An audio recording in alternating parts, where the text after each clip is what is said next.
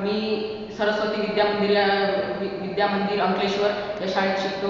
इथे मी माझ्या 9वीमध्ये आहे आणि 9वीमध्ये आम्हाला जे काही पुस्तकातून शिकवलं जातं ते जर प्रॅक्टिकली आपल्याला बघायला भेटलं तर आपल्याला वेगवेगळे आपल्याला अनुभव येतात की कशा प्रकारे आहे किंवा त्याचं पूर्णपणे ज्ञान आपल्याला होतं.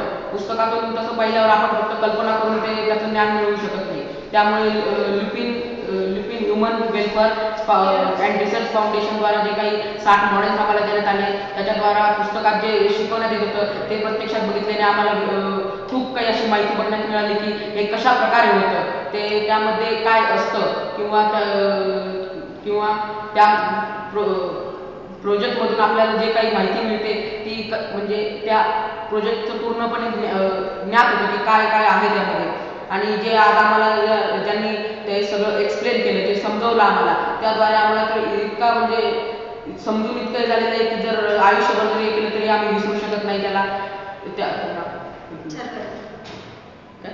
ठीक आहे.